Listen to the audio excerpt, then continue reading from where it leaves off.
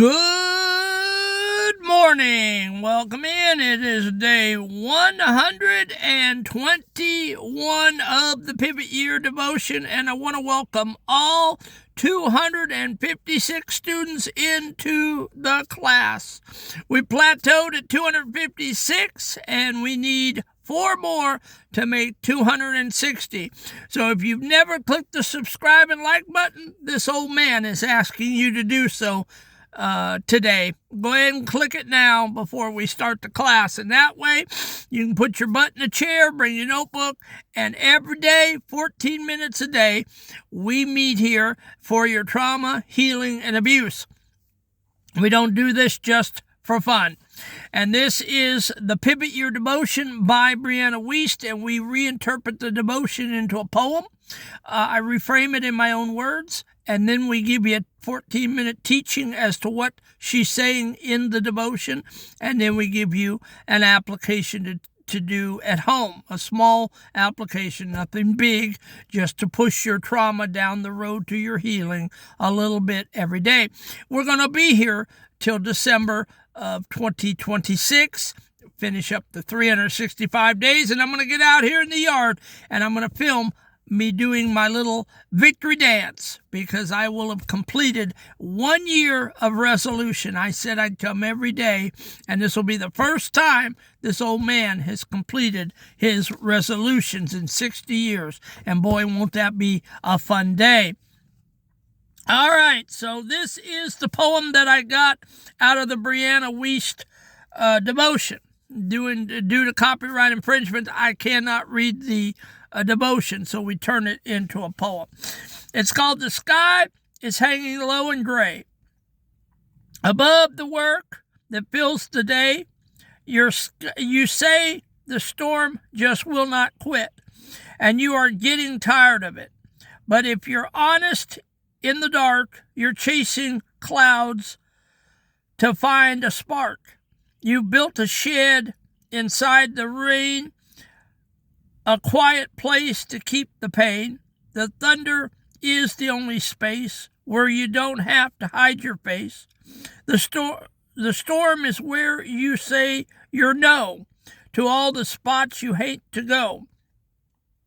It's easier to blame the sky than to have to look yourself in the eye.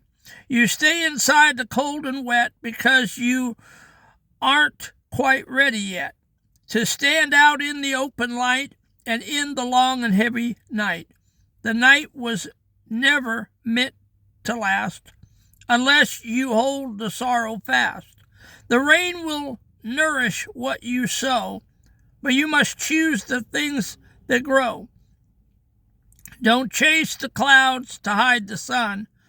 The work of healing has begun. So today we're talking about the nourishment of the rain, okay? The nourishment of the rain. Self-sabotage is rarely about making mistakes. It is usually about making a home in the struggle. In a blue-collar world, we understand that a storm eventually runs out of rain, but sometimes we find ourselves chasing those clouds. We seek out the darkness because we have started to believe we don't deserve the light of day. Okay? The rain will leave you eventually, and the sun will come out, but sometimes we're scared of the sun. Sometimes we enjoy the comfort and the nourishment of the rain to the point where we get stuck under the rain clouds, and we don't want the rain to leave. We don't want those clouds to depart our lives. We don't want to have to be responsible for the light of day and what we see and where to take our journey. We get comfortable. It's sad to say, but I did. I sure did.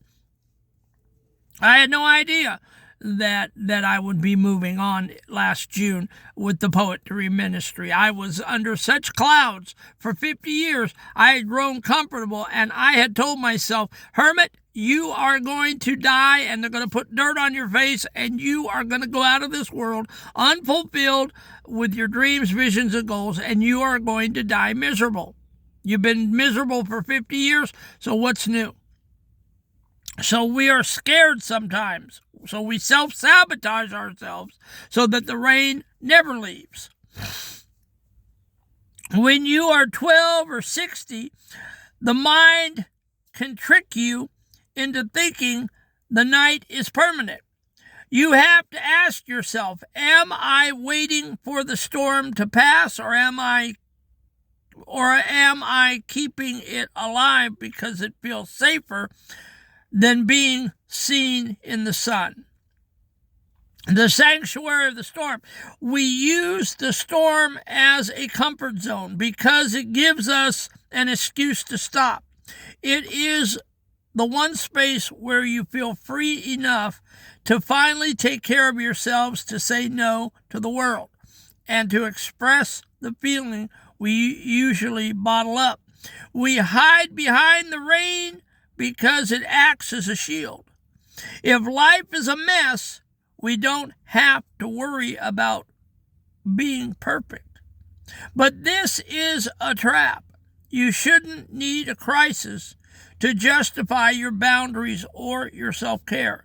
Your journey isn't about outrunning the rain. It's about realizing you don't need a storm to be honest with yourself. You can be honest with yourself without a storm. You don't have to drum up a fight with your family, with your loved one, with your spouses, with your family and friends to get boundaries. You don't have to go from crisis to crisis in your life just to be able to take care of yourself and be alone. Okay, you can do that in the light of day. You just have to set boundaries with people, and you don't have to be ugly, and you don't have to be nasty about it. You can just simply say, hey, this is how I feel today. I don't feel like picking up the phone. I don't feel like texting. I don't feel like emailing. I just want to take care of me. Nothing against you, but I just want to take care of me. So, you can do it in a way that doesn't offend people. Okay? You don't have to have a crisis. You don't have to burn down the house every day just to get a moment of peace and solitude. Rain is meant to nourish, not just drown. If you are, if you are standing in a storm, you have to ask what part of your feelings is being fed by it. Are you growing resilient, or are you just growing more comfortable with being miserable? Some people just love to be in misery because they've grown accustomed to it over the years. It's become what they know, and they only know that, and they plan on staying like that. Grouchy, quiet, not speaking, sullen, in their own depression, in their own psychosis, and that's how you have to. It's very hard now for me to deal with people like that. I mean, I'm at a point where if you don't want to speak and you're into yourself and you're into your own feelings, I'm probably going to leave you there. I'm going to let you go because 9 times out of 10, you're not ready to get healed up. You're not ready to hear the truth. You're not ready for me to pull you up by your bootstraps and to get you back into the game. You're going to resent it. You're going to hate me, and you're not going to want to talk to me, and you're probably going to lash out at me because you're not at that point in your life. You are loving your pain and your grief. You say you don't. You say I'm all washed out. You say I'm sick in the head. But no, that is true. Some people just love wallowing in their pain and reciting and nursing and rehearsing their pain, and they love being the victim. Oh, woe is me, I'm the victim, I'm the victim, I'm the victim. And so that's where you're at in your life, and that is where you're apt to stay unless you take this serious, unless you listen to what this hermit poet has to say. It is not sexy to be the victim. Okay, people will hold your hand, they'll cry with you, and they'll pat your head, and they'll tell you, oh, woe is you, for a time. But what happens is you burn people out. You make people tired. And once your strength system starts to get chinks in the armor and people start to get tired, they start to walk away. They don't want to. They don't mean to. They still love you, but they have to get some relief from you because they get tired of listening to you drone on and on and on about your pain and sorrow. And I know this to be a fact because the hermit poet lived through it all. I've lived through all these stages, and I've seen family, friends leave me, and that is why now the hermit poet has nobody texting, calling, emailing. I go every Christmas and Thanksgiving without a plate of food. No one comes to see the hermit poet. I have had to come to grips with the fact that the hermit poet could die tomorrow and nobody would know for a couple of weeks probably, and nobody would give a crap if I did die, because that's the world we're living in. But you have to do some serious work on yourself to be able to look yourself in the face and be able to say that, and I have done the heavy lifting. Okay? But I am in the boat I'm in because the hermit poet lived his life in such a way. And I'm telling you that if you think getting in the floor triggering is helping you, it's not. Get up. Get up. I'm here to get you up out of the floor. Stop triggering. Stop talking about your ink spots and your potty training. Okay? Get up, grab yourself by your bootstraps, and say, this hermit poet is making a lot of sense. Today is the end of my self-pity. Okay?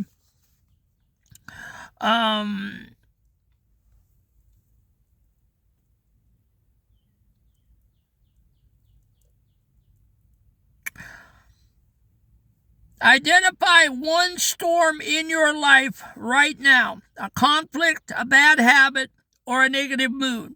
Ask yourself, am I doing anything to keep this going? Because it gives me an excuse to avoid something else. Ask yourself that. Okay? Is the conflict? Is your bad habit? Maybe overeating, maybe watching porn, maybe smoking or drinking or doing opioids. A conflict, a bad habit, or a negative mood. Are you always in a downer? Is the glass always half empty? Do your friends see you as a curmudgeon, as a hard person to get along with? Ask yourself, am I doing anything to keep this going because it gives me an excuse to avoid something else? The sunny day, no. Think of one thing you only feel comfortable saying no to when you are stressed or upset. You can say no when you're stressed and upset, but you don't have to say it ugly. You don't have to burn down bridges. Practice saying that no today while things are calm. Don't wait for a storm to set a boundary. Okay, you don't have to be the mother of the PTA and the mother of the Cub Scouts and the perfect wife and the church lady and everything that you women go through. You can say no to some things. Fathers, you don't have to do everything. You don't have to be everything. You can say no and still be a man. Okay, no is not a bad word. Setting boundaries in your life is a good thing. I have managed to put enough boundaries up to where nobody comes around me, and that's not a good thing. I should be more into people out there. But I'll tell you one thing, I have my peace and solitude, and I can read my religious text, and I can read my books, and I can meditate, and I can stay in a good humor, and I can jump out of bed every day in a good mood. That the hermit poet does. So yes, the hermit poet has put up boundaries, but it has really revolutionized my life. I am getting out of my life finally what I wanted: peace and solitude, no fighting, no anger, and I'm able to read and to process and to write poetry. So everything in life is a trade-off. If you say no, you're going to lose some people. You're going to lose some things. But if you say no, you're going to gain some things also. your life is going to start to look like what you want it to. And don't worry about what people think about you, okay? Because trust me, they're not thinking about you. They're so self-absorbed, they're so into themselves, they're thinking about their own selves. They don't care what you're thinking. Trust me. There was a day when people cared, but today, in today's society, no, they're into themselves and their families. They don't give you a thought. The application. Okay. Think of one thing you only feel comfortable with. Okay. Don't wait for the storm to be set. Okay. Check the soil. Look at the difficult emotions you are currently feeling. Instead of just trying to get rid of them, ask, what is this feeling trying to grow in me? If it's feeding you self-pity, stop the rain. If it's feeding you strength, let it fall. The step forward. Step out from under the shed you've built in the rain and take one action step today that you usually only do when you're in a crisis. Whether it's resting, writing, or being honest with a friend, prove to yourself that you deserve the light of day. And this is a perfect time because it's Friday. We're going into the weekend, and this would be a perfect weekend for you to put up the boundaries and say no to family, friends, and loved ones so that you can rest, garden, read books, cook with your family, watch movies, take walks, whatever it is. Read a book that you've been wanting to read, write some poetry, whatever it is that you want to do when the boundaries are up. But put those boundaries up this weekend and see if you don't have an awesome weekend. See if that weekend is less stressful and less painful for you, and you get more out of your 2 days off before you have to go to work, because they go like that, and you'll be back to work on Monday, and you'll wonder what happened. All right, guys, we got to go. I held you just a tad bit longer than I should have. I love you guys, and I pray for you every day. We're up to 256 students. I'd love to see 260 by Monday. That gives us 2 or 3 days to get 4 more. So come on, guys. You know, you've been watching me for 121 days. You've been coming, and you've been watching The Strange Man in the Band, and you know that you're starting to feel comfortable with me and what I'm teaching. And I know that traumatic people stay in the shadows, but there is no need to stay in the shadows, okay? Everyone in their life is traumatic, whether they want to say it or not. Everyone has garbage in their life, so you're no different than your wife, your husband, your kids, the people at work, the people at your church. Everyone is broken in some form or fashion, okay? So just click the button and get in here, and so that I can count you under the umbrella and say by Monday we have 260 people. I'm not going to bite, and I'm not going to hurt you. I promise. I love you, and I pray for you every night. Have a great day. Enjoy the weekend. We'll catch you back here tomorrow.